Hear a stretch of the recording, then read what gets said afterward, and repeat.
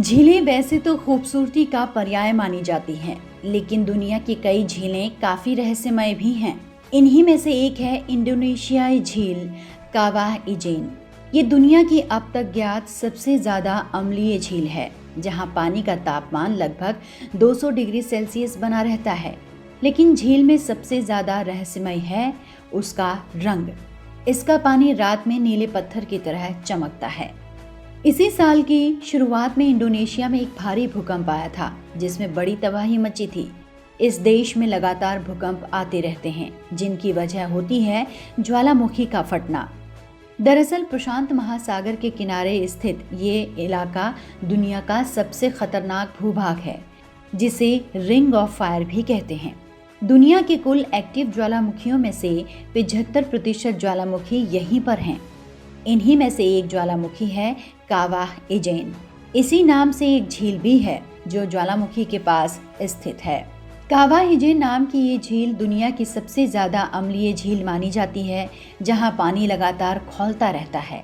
यही कारण है कि झील के आसपास कोई आबादी नहीं है। लेकिन कई बार इसकी सैटेलाइट इमेज जारी हो चुकी है, जिसमें रात के समय झील के पानी से नीली हरी रोशनी निकलती दिखती है। इसके बाद से कावाह इजेन झील और ज्वालामुखी को लेकर लोगों का आकर्षण बढ़ता ही गया। भूवैज्ञानिक बनने पर आंद्रे ने इसकी तहकीकात शुरू की।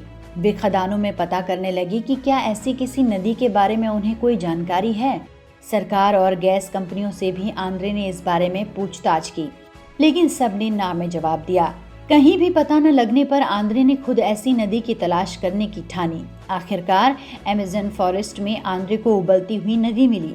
लगभग 4 मील तक फैली इस नदी के आसपास पेरू की जनजाति की बसाहट है, जो इस नदी को पवित्र नदी मानते हैं और स्थानीय भाषा में मनाए तुकयाक कहते हैं। एक रिपोर्ट के अनुसार आंद्रे ने बाद में टेक टॉक में बताया कि नदी का पानी खासा गर्म है। अगर उसमें उंगली डाली जाए तो 1 सेकंड के भीतर 3rd डिग्री बर्न हो सकता है। आंद्रे ने अपने समय में ही एक जानकारों को नदी में गिरते और उबलते हुए देखा। उन्होंने इस नदी के बारे में the boiling river adventure and discovery in the Amazon नाम की एक किताब भी लिखी है।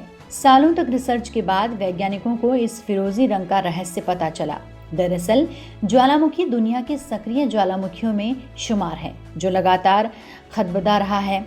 इसमें से हाइड्रोजन, क्लोराइड, सल्फ्यूरिक डाइऑक्साइड जैसी कई तरह की गैसें निकलती रही हैं। यही गैसें आपस में मिलकर प्रतिक्रिया करती हैं, जिससे नीला रंग पैदा होता है।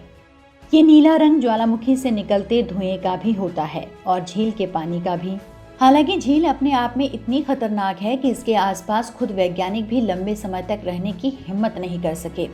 एक बार झील की अम्लीयता जानने के लिए अमेरिकी वैज्ञानिकों की एक टीम ने तेजाब से भरे इस पानी में एल्यूमिनियम की मोटी चादर को लगभग 20 मिनट के लिए डाला। निकालने पर देखा गया कि चादर की मोटाई पारदर्शी कपड़े जितनी रह गई थी।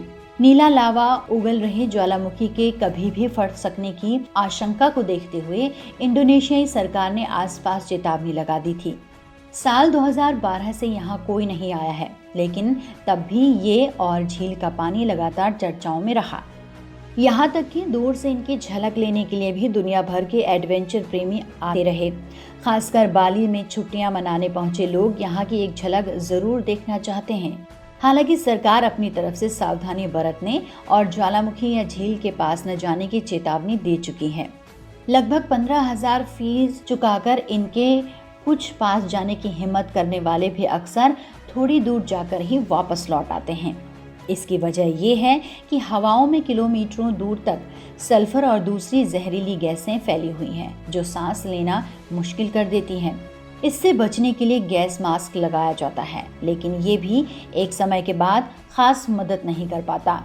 ज्वालामुखी के असर से अम्लीय झील कावाह इजेन के अलावा एक नदी भी है, जिसे अम्लीयता के कारण काफी घातक माना जाता है। पेरू से जुड़े हुए अमेज़न फॉरेस्ट में बहती इस नदी को सबसे बड़ा थर्मल रिवर कहा जाता है।